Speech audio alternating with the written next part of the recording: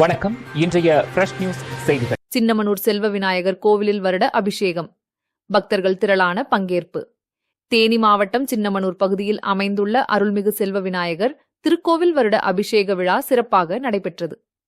இவ்விழாவை முன்னிட்டு மகா கணபதி ஹோமம், மகாலட்சுமி வேள்வி ஹோமம், நவகிரக ஹோமம், சுதர்சன ஹோமம், வாஸ்து பூஜை உள்ளிட்ட பல்வேறு சிறப்பு பூஜைகள் நடைபெற்றன.